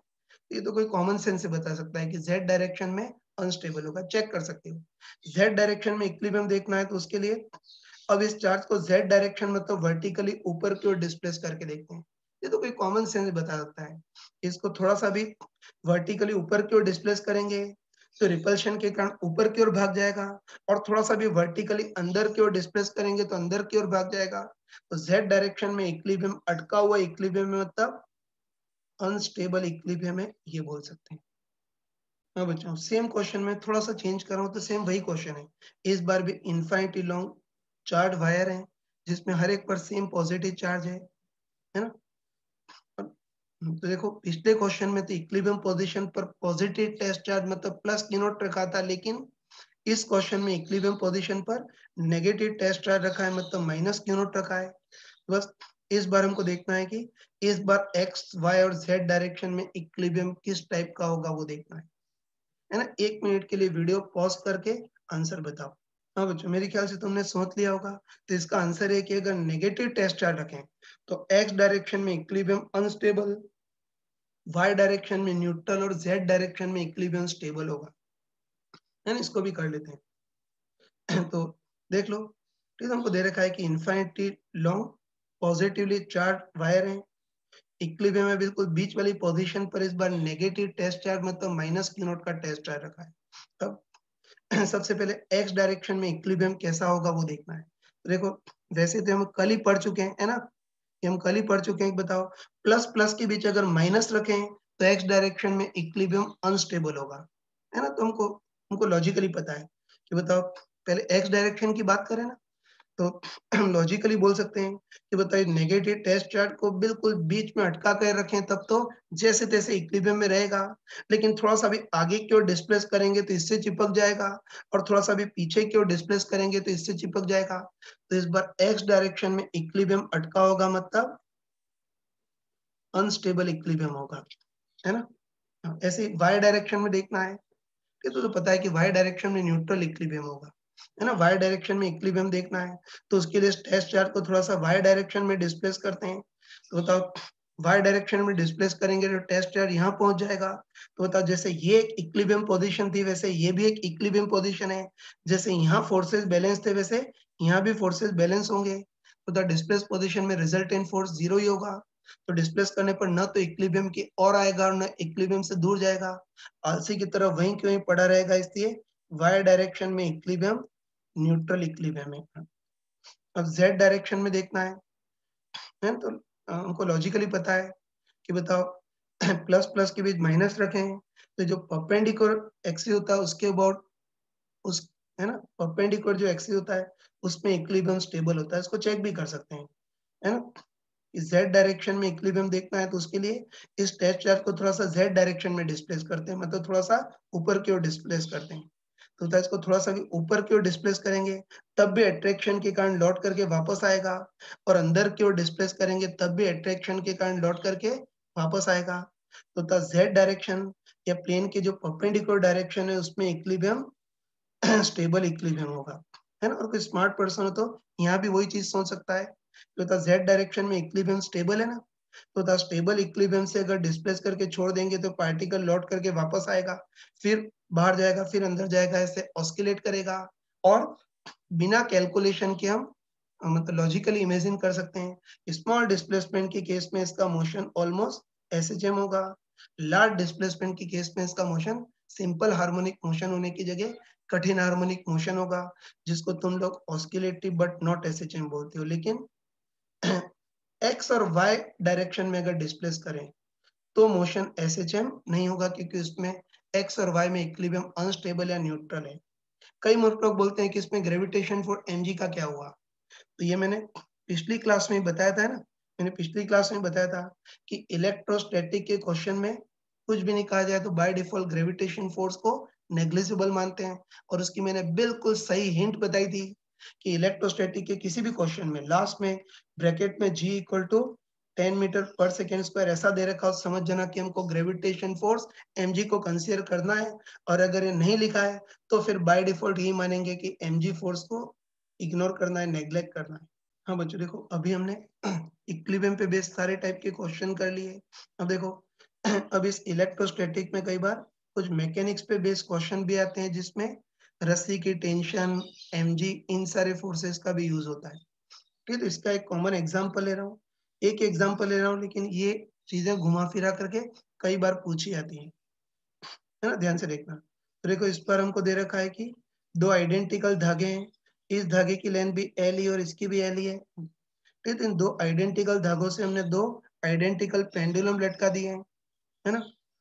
हर एक पेंडुलम का मास m है और हर एक पेंडुलम को चार्ज प्लस q दे दिया है तो वही कि आइडेंटिकल धागों से हमने दो आइडेंटिकल पेंडुलम लटका दिए हैं, पेंडुलम का मास m और हर एक पेंडुलम का चार्ज q है। अब चलो इनको छोड़ दिया है, तो हमको पता है इनको छोड़ देंगे तो रिपल सॉरी इनको छोड़ देंगे तो इलेक्ट्रोस्टैटिक रिपल्शन के कारण पेंडुलम दूर दूर डिफ्लेक्ट होंगे, है ना। बस हमको पूछा है कि इक्विलिब्रियम में हर एक पेंडुलम वर्टिकल से कितने एंगल पर डिफ्लेक्ट होगा वो देखना है, और हमको पता है कि दोनों पेंडुलम आइडेंटिकल है तो बराबर बराबर डिफ्लेक्ट होंगे। बस इक्विलिब्रियम में हर एक पेंडुलम वर्टिकल से कितने एंगल पर डिफ्लेक्ट होगा वो देखना है ना। और क्वेश्चन में दे रखा है कि इलेक्ट्रोस्टैटिक रिपल्शन फोर्स mg के कंपैरिजन में काफी कम है, मतलब डिफ्लेक्शन एंगल भी बहुत स्मॉल है, तो ये डिफ्लेक्शन एंगल कितना होगा वो देखना है। स्टार्ट करते हैं हम। हाँ बच्चों स्टार्ट करते हैं।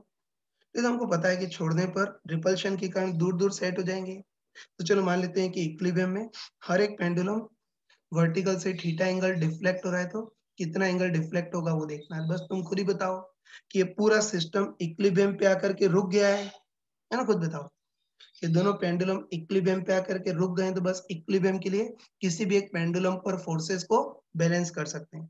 बस सिंपली इनका फ्री बॉडी डायग्राम बनाएंगे और फोर्स बैलेंस करेंगे, किसी भी पेंडुलम पर कर सकते हैं। तो चलो इस पेंडुलम को कंसीडर करते हैं, है ना, इस पेंडुलम को कंसीडर करते हैं, इसका फ्री बॉडी डायग्राम बनाते हैं, मतलब देखते हैं कि इस पेंडुलम पर कौन कौन से फोर्स लगेंगे वो देखते हैं। ठीक है, तो हमको अच्छे पता है कि इस पेंडुलम पे एक तो इसका वेट या ग्रेविटेशन फोर्स mg, कई लोग बोलते हैं कि अभी तक तो इग्नोर किया, अब यहाँ क्यों काउंट कर दिया, है ना। तो तुम खुद बताओ कि इसमें क्वेश्चन के लास्ट में ब्रैकेट में g इक्वल टू 10 मीटर पर सेकेंड स्क्वायर दे रखा है, मतलब उन्होंने ठप्पा लगा दिया कि इस बार ग्रेविटेशन फोर्स mg के कंट्रीब्यूशन को लेना है ना। तो बस हम इसका फ्री बॉडी डायग्राम बनाते हैं ना, तो इस पर कौन कौन से फोर्स लगेंगे, एक तो इस पेंडुलम का वेट या ग्रेविटेशन फोर्स mg, उसके बाद और कौन सा फोर्स लगेगा, इस वाले चार्ज के कारण इस पर दूर भगाने वाला इलेक्ट्रोस्टैटिक रिपल्शन फोर्स, है ना।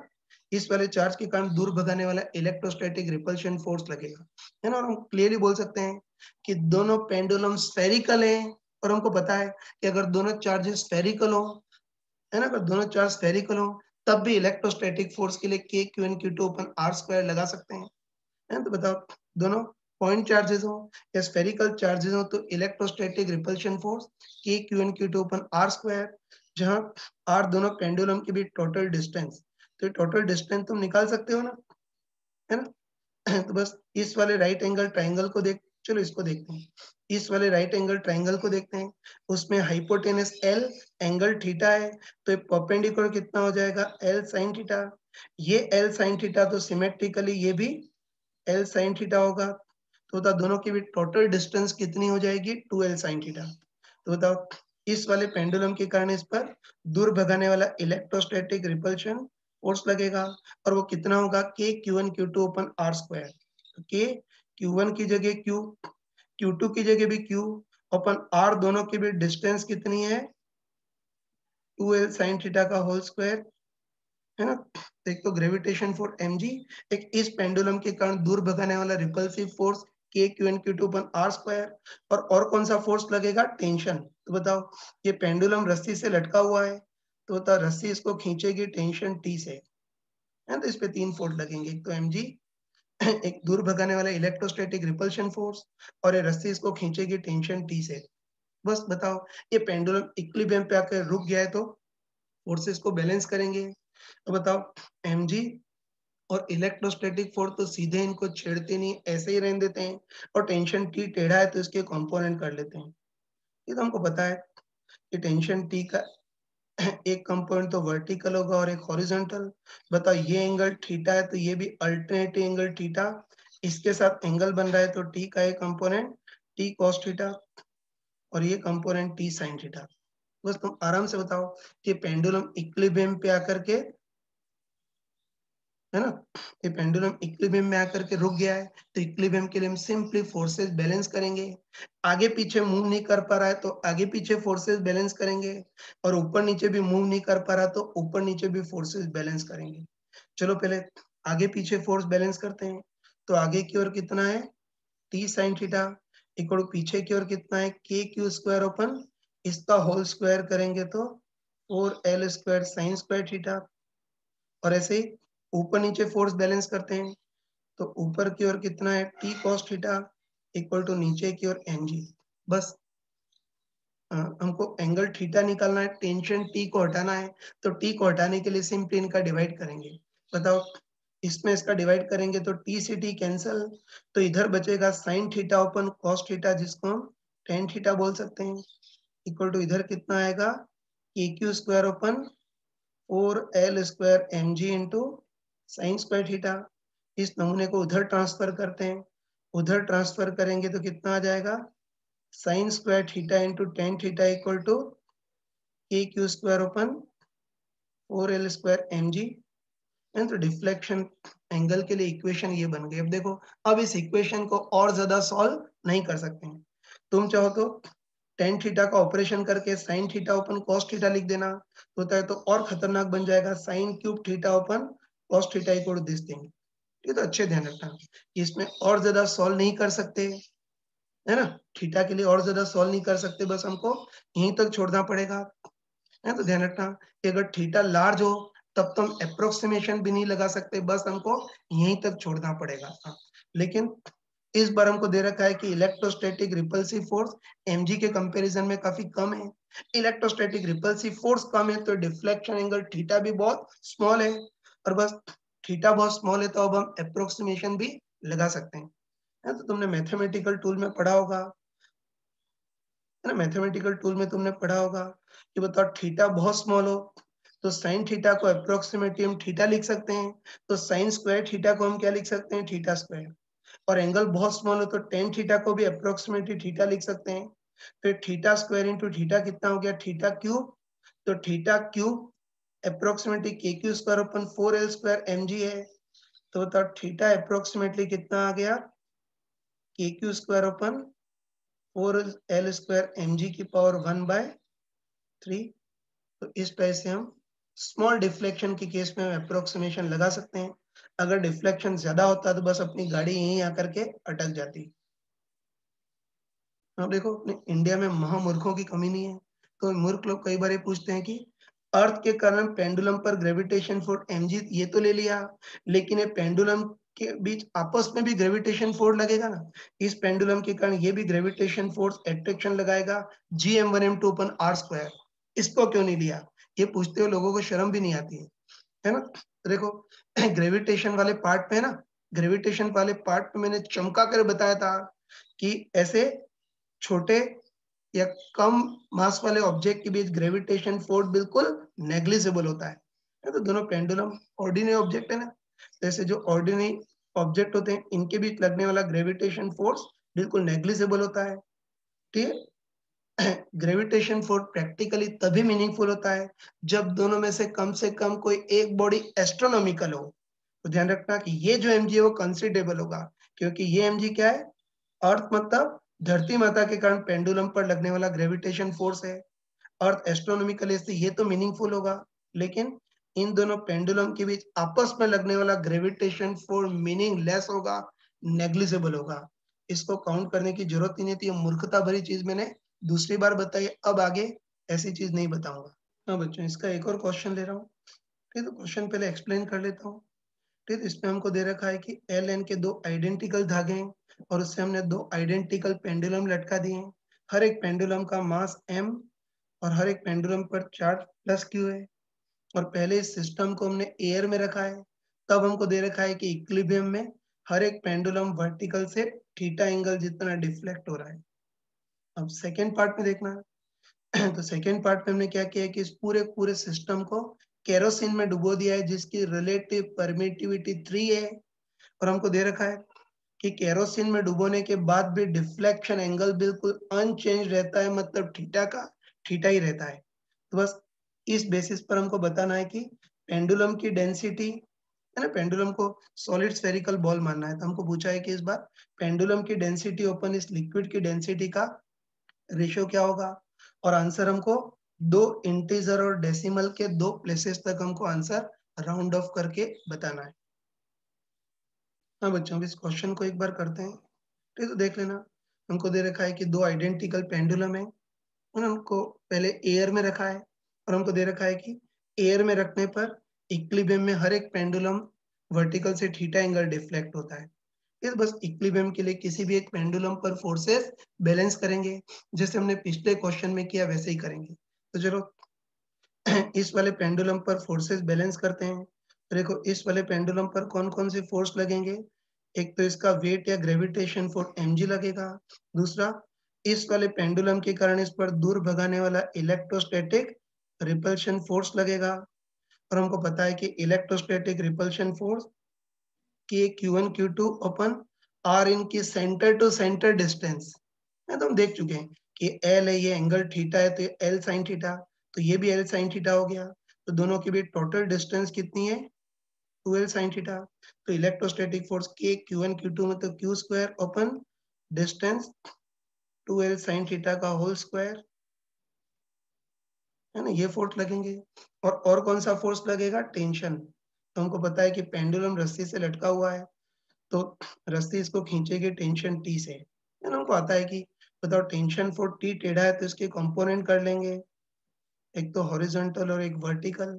ये एंगल थीटा है तो ये भी अल्टरनेट एंगल थीटा, इसके साथ एंगल बन रहा है तो टी का ये कंपोनेंट टी कॉस थीटा और ये कंपोनेंट टी साइन थीटा।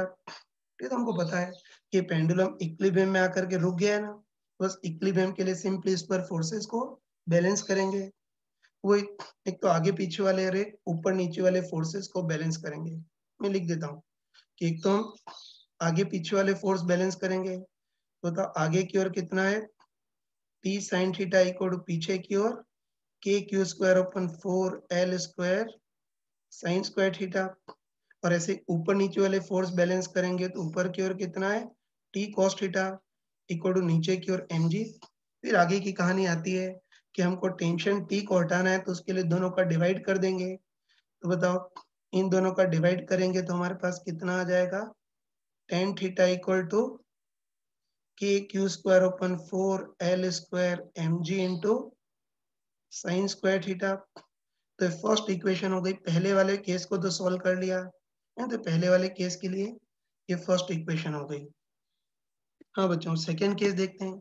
तो देखो सेकेंड केस में भी सेम यही सिस्टम है, लेकिन है ना, सेकेंड केस में यही सिस्टम है, लेकिन सेकेंड केस में हमने क्या किया है कि इस पूरे सिस्टम को हमने केरोसिन में डुबो दिया है, जिसकी रिलेटिव परमिटिविटी 3 है, और केरोसिन में डुबोने के बाद भी डिफ्लेक्शन एंगल थीटा का थीटा ही रहता है। तो बताओ सेकेंड केस में भी पेंडुलम इक्विलिब्रियम में है, तो बताओ सेकेंड केस में भी हम फोर्सेस को बैलेंस कर सकते हैं। तो चलो इस बार भी इस पेंडुलम का फ्री बॉडी डायग्राम बनाते हैं।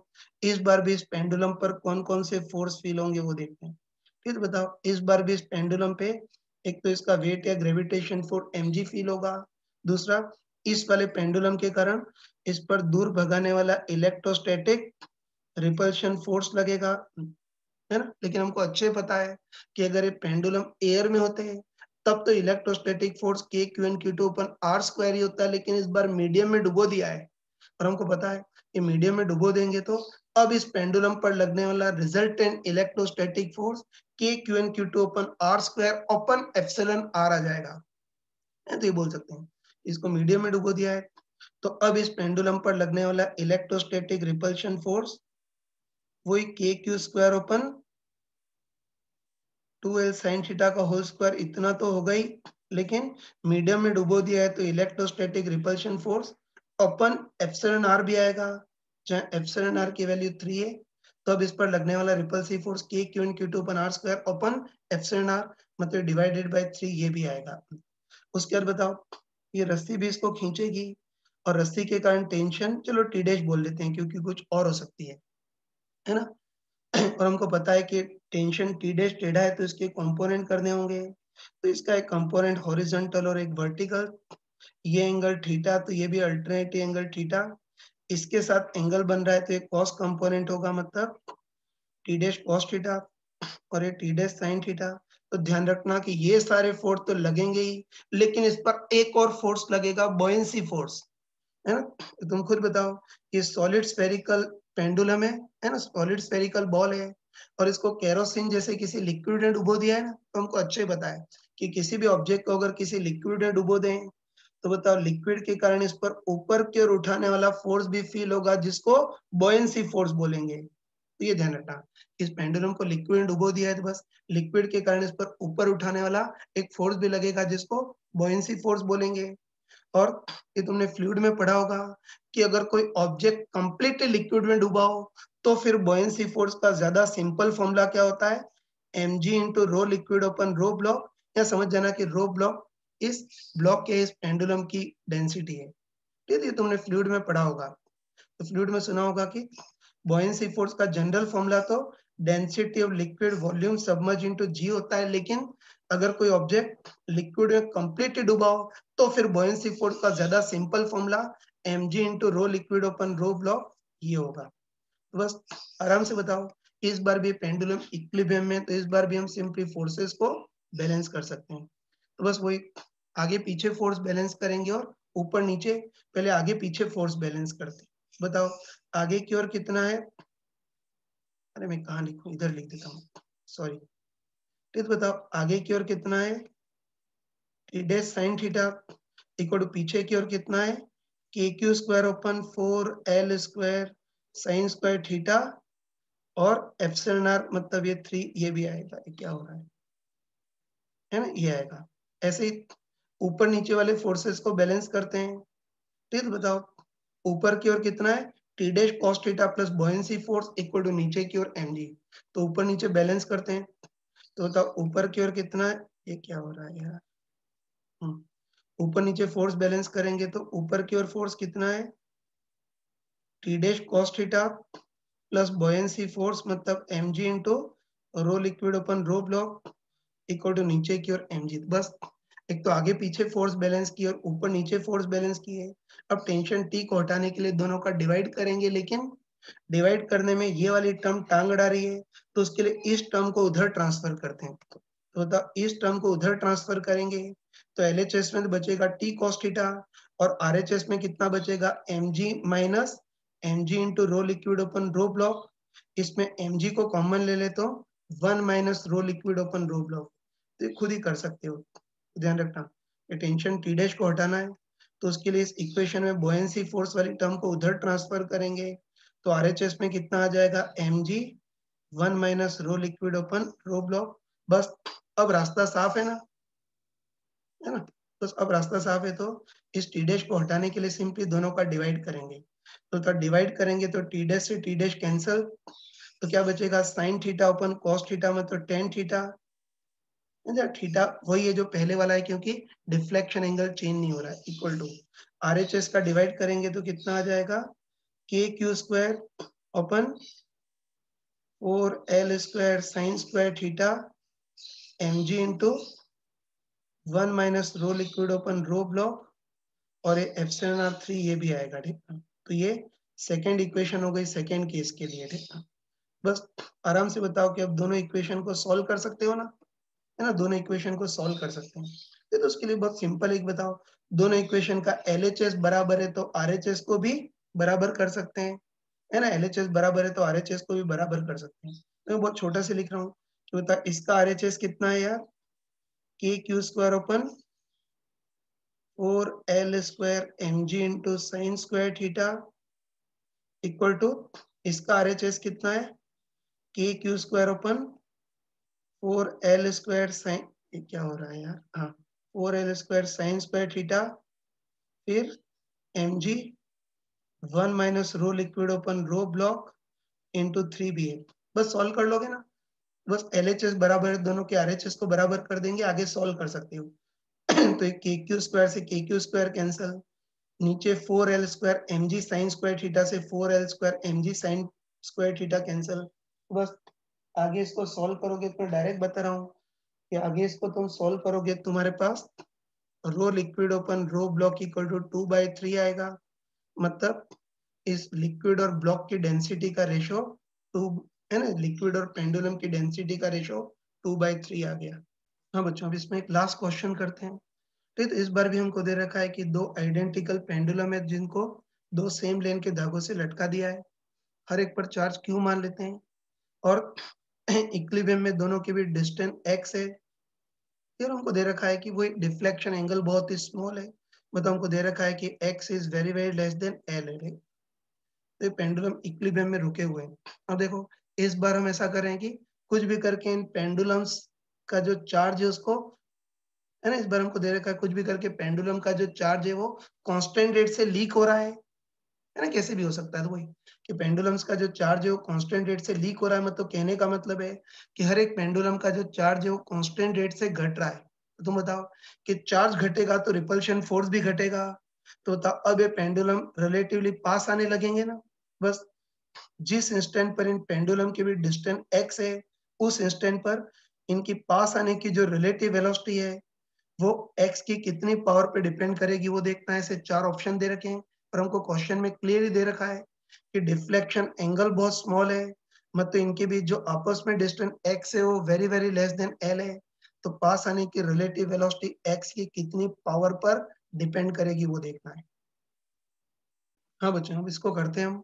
तो हमको दे रखा है कि पेंडुलम का चार्ज कांस्टेंट रेट से लीक हो रहा है, तो इनके पास आने की रिलेटिव वेलोसिटी कितनी होगी वो देखना है ना।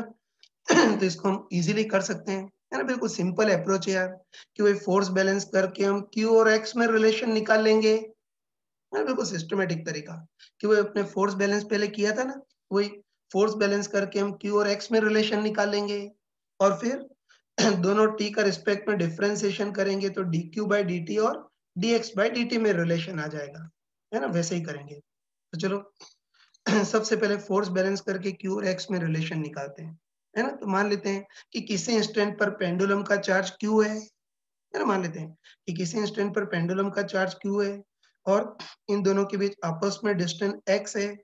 बस सबसे पहले Q और X में क्या रिलेशन होगा वो देखना है।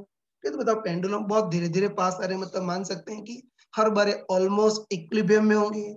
बस इक्विलिब्रियम के लिए वही सिंपली हम फोर्सेस को बैलेंस कर सकते हैं। चलो इस पेंडुलम पर फोर्स बैलेंस करते हैं। तो बताओ इस पेंडुलम पर कौन कौन से फोर्स फील होंगे।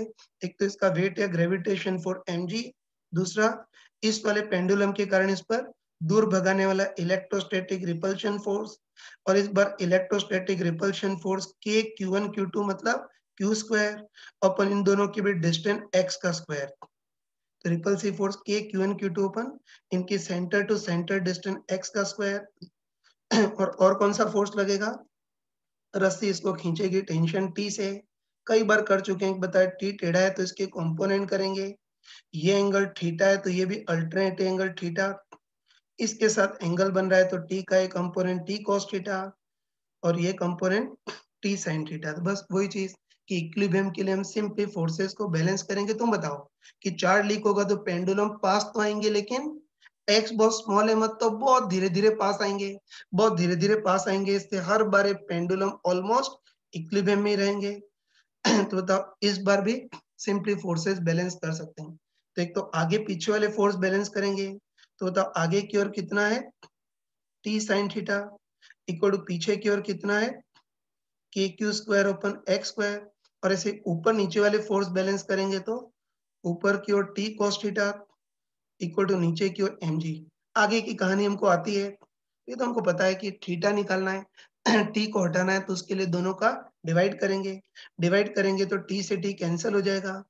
तो एलएचएस में तो कितना बचेगा tan theta equal to RHS में कितना बचेगा यार K Q square upon M G into X square ये बचेगा। बस अब हमको क्यू और एक्स में रिलेशन निकालना है ना।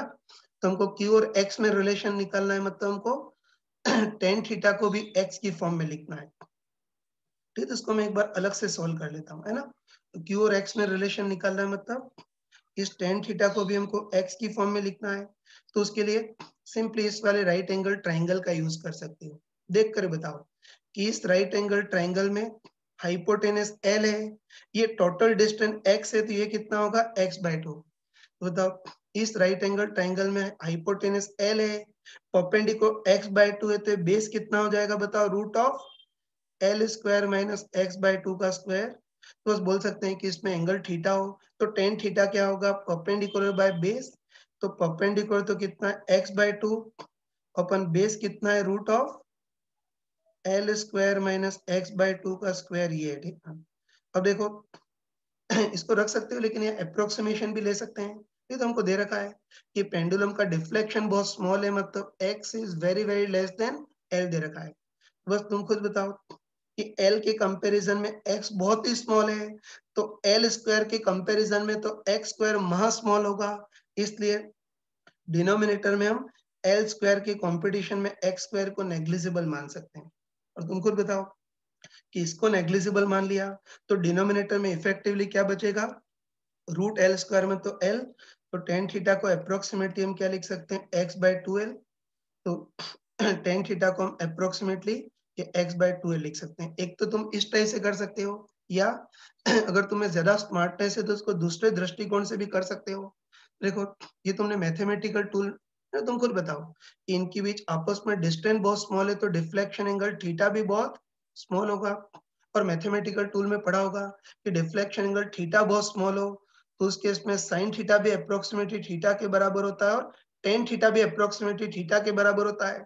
मतलब एंगल बहुत स्मॉल हो तो टेन थीटा को अप्रोक्सीमेटली साइन थीटा के बराबर लिख सकते हैं। फिर बताओ एंगल बहुत स्मॉल है तो साइन थीटा भी अप्रोक्सीमेटली थीटा और टेन थीटा भी अप्रोक्सीमेट थीटा, तो एंगल बहुत स्मॉल है तो हम ये भी बोल सकते हैं कि tan theta approximately sine theta होगा।